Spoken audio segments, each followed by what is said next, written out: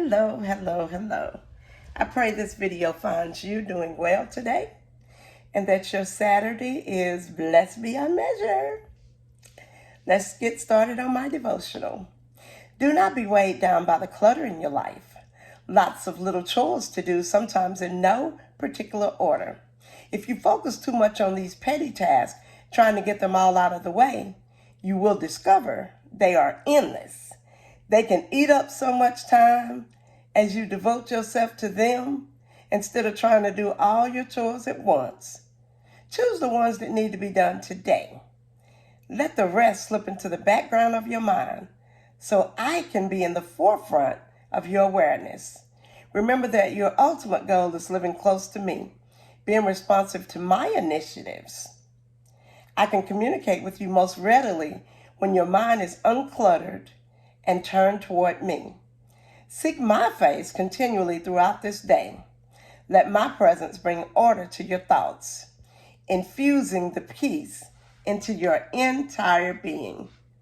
Oh my goodness, that is great advice. Proverbs 16:3 state, commit your work to the Lord, and your plans will be established.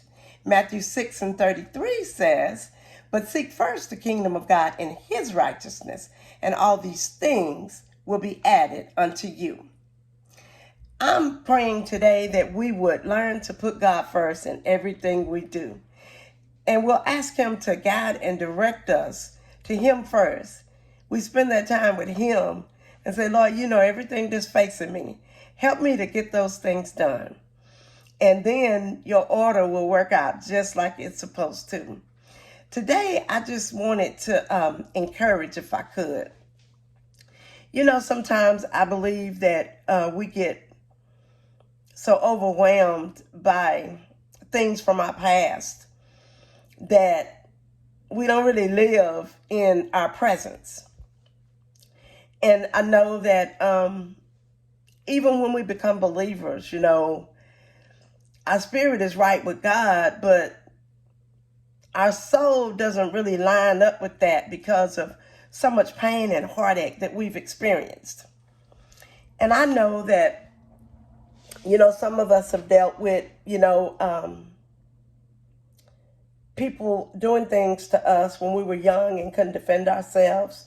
In relationships, infidelity, betrayal, the people we love turning their backs on us or saying all manner of evil against us. And, you know, people who we loved and trusted have betrayed that trust. And it just makes us build this wall to say, never again. But I think today, as we're ending in 2020, that has been such a mind-boggling year. I mean, it's been like, oh my goodness. It's just always something, just one thing after the other.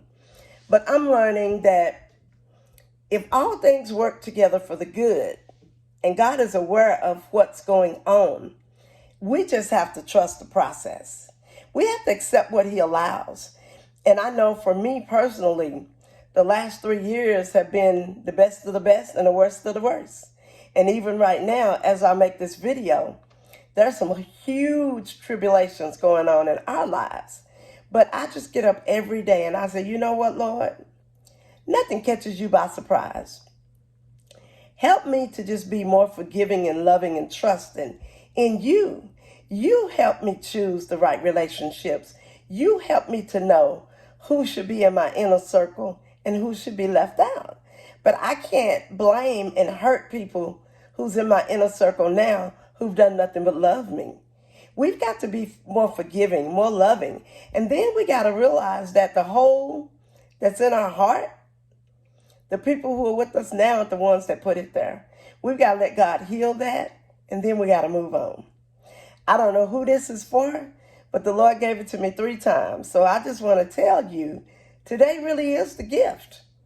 Let's live in today. Let's wake up and ask God to lead us through the day. Let him tell us what's best, how to do it, where to do it, and who to do it with. And our lives can be full, productive, and peaceful. Because at the end of the day, if you're holding on to something like unforgiveness. You just won't forgive somebody who's gone on with their life and they're happy and productive and their life is full and peaceful. They're living rent free in your head and they never even entered the door. So sometimes we worry about the wrong thing. Let that go. Forgiveness is not for them. Forgiveness is for you. So whoever that's for, thank God that he heard what was in your mind and your heart, and he used this vessel to share it. Well, that's our time. Thank you so much for joining.